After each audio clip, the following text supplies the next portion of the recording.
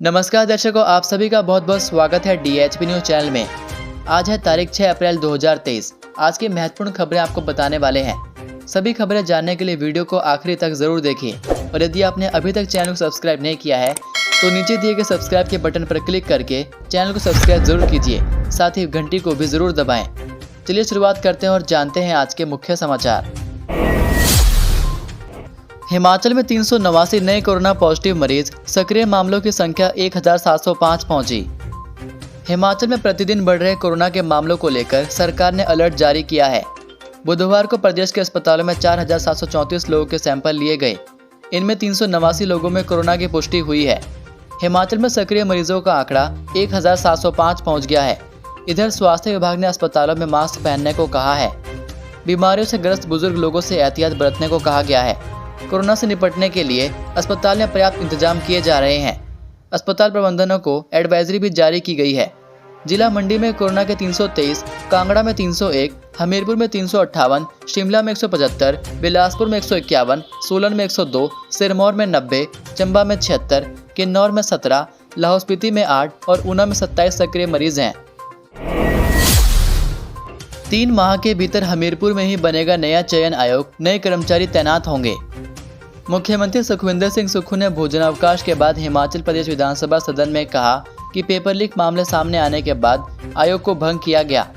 हिमाचल प्रदेश कर्मचारी चयन आयोग 3 माह के भीतर हमीरपुर में ही नया स्थापित होगा और इसका नाम भी बदला जाएगा।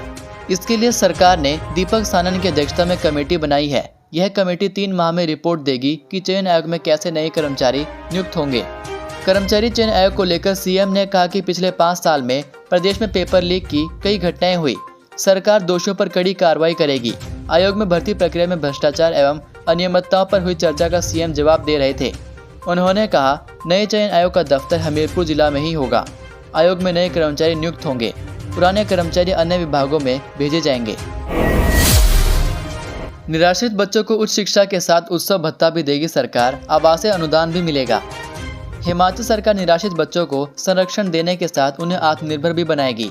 सामाजिक न्याय एवं अधिकारिता मंत्री डॉक्टर धनीराम शांडिल ने बुधवार को विधानसभा में हिमाचल प्रदेश सुखाश्रय विधेयक 2023 प्रस्तुत किया। विधेयक के प्रावधानों के अनुसार निराश्रित बच्चों को सरकार उच्च शिक्षा के अलावा उत्सव भत्ता भी देगी। ऐसे बच्चों के जमा खाते खोले जाएंगे। इन्हें राज्य के भीतर एवं बाहर भ्रमण पर भी ले जाया जाएगा। सरकार ही माता एवं पिता की भूमिका में रहेगी। सरकार निराश्रितों को मकान बनाने के लिए 3 बीसवा सरकारी भूमि और आवासीय अनुदान भी देगी। ऐसे बच्चों के लिए 101 करोड़ से सुखाश्रय कोष बनाया गया है। बच्चों के हितों का ध्यान रखने और उन्हें समय समय पर उचित सुविधा देने के लिए जिले से लेकर राज्य स्तर पर समितियां बनाई जाएंगी। भंग हो चुके कर्मचारी चयन आयोग के पूर्व सचिव को 6 दिन की रिमांड पर भेजा। पेपर लीक मामले के बाद भंग हो चुके हिमाचल प्रदेश कर्मचारी चयन आयोग के पूर्व सचिव एवं एचएएस अधिकारी डॉक्टर जितेंद्र कंवर को गिरफ्तार करने के बाद बुधवार को हमीरपुर न्यायालय में पेश किया गया, जहां से उसे 6 दिन की पुलिस रिमांड पर भेज दिया गया। अब 10 अप्रैल को आरोपी पूर्व सचिव को दोबारा न्यायालय में पेश किया जाएगा।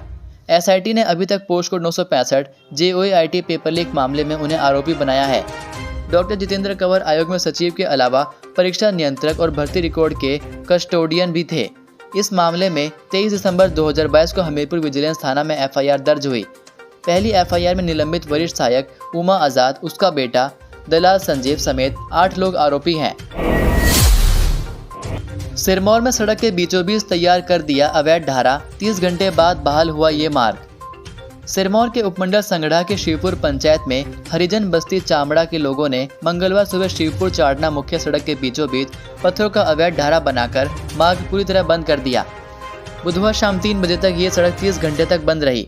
दिन भर पुलिस व स्थानीय प्रशासन के अधिकारियों द्वारा ग्रामीणों को समझाने बुझाने के बाद ही सड़क खोलने के लिए राजी हुए। दरअसल यह विवाद काफी पुराना है।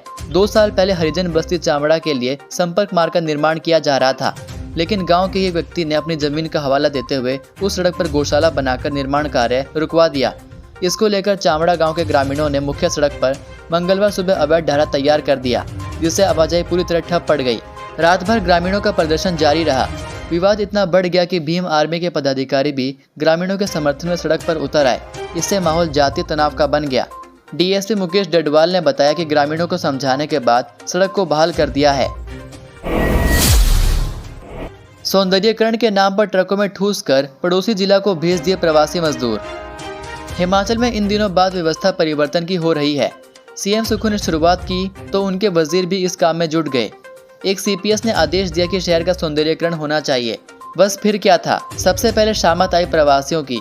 इन प्रवासियों को प्रशासन ने अमानवीय तरीके से 2 ट्रकों में ठूस कर खदेड़ दिया। इन प्रवासियों की किस्मत तो देखिए, इन्होंने जब दूसरी जगह पर आशियाना बनाना चाहा तो वहां से भी उन्हें कहीं और भेज दिया। अब वो कहाँ गए कोई नहीं जानता। 2 ट्रकों में 150 लोगों को ठूस ठूस कर भरा गया था। हाल ये था कि वाहनों में महिलाओं को सांस लेना कठिन हो रहा था और बच्चों का रो रोकर बुरा हाल था। मामला कुल्लू और मंडी जिला से जुड़ा है। सीपीएस सुंदर सिंह ठाकुर ने अपने गृह जिला कुल्लू के भुंतर शहर की सूरत बदलने का मास्टर प्लान बनाया है, जिसके तहत भुंतर से मंगलवार देर शाम 2 ट्रकों में भरकर लगभग 150 प्रवासियों को उनके परिवारों सहित बिना किसी प्रशासनिक आदेश के छोड़ने की कोशिश की गई। इन ट्रकों में प्रवासी महिलाएं और बच्चे इस प्रकार अमानवीय तरीके से ठूस कर भरे हुए थे कि उसमें सांस तक लेना मुश्किल था। हैरानी की बात यह है कि प्रवासियों को रात के अंधेरे में गुपचुप तरीके से खदेड़कर अन्य जिलों में भेज दिया गया। ट्रक चालकों का कहना है कि प्रशासन की मौजूदगी में भुंतर से प्रवासी ट्रकों में लादे गए थे, लेकिन इस मामले ने सीपीएस सुंदर सिंह ठाकुर, जिला कुल्लू प्रशासन व जिला पुलिस और अन्य विभागों के भुंतर शहर के सौंदर्यीकरण और झुग्गी झोपड़ी मुक्त बनाने के मास्टर प्लान की असलियत को जग जाहिर कर दिया है। मामले की जानकारी देते हुए एएसपी मंडी सागर चंद्र ने बताया कि कुल्लू जिला प्रशासन द्वारा प्रवासियों को गाड़ी में उनके गंतव्य के लिए रवाना किया गया था, लेकिन उन्होंने सुंदरनगर के रोपा में अवैध रूप से झोपड़ी लगाने की कोशिश की, लेकिन पुलिस ने मौके पर पहुंचकर उन्हें ट्रकों में फिर से उनके गंतव्य की ओर रवाना कर दिया। अनियंत्रित होकर खड्ड में जा गिरा डंपर, 3 लोगों की गई जान। हिमाचल प्रदेश में हर दिन कोई न कोई हादसा हो रहा है और इन हादसों में लोग जान गंवा रहे हैं। जिला कुल्लू के निर्मंड क्षेत्र में एक दर्दनाक हादसा हुआ है। यहाँ पर एक डंपर कुरपण खड्ड में गिर गया है। हादसे में डंपर में सवार 3 लोगों की मौके पर मौत हो गई। पुलिस ने शवों को कब्जे में लेकर पोस्टमार्टम के लिए निर्मंड अस्पताल पहुंचाया। जानकारी के अनुसार मंगलवार रात को बागीपुल नामक स्थान पर एक डंपर अनियंत्रित होकर सड़क से उतरकर नीचे कुरपण नदी में जा गिरा। हादसे में डंपर में सवार 3 लोगों की मौके पर ही मौत हो गई। घटना की जानकारी स्थानीय लोगों ने निर्मंड पुलिस को दी और पुलिस ने मौके पर पहुंचकर मृतकों के शव को लोगों की सहायता से बाहर निकाला।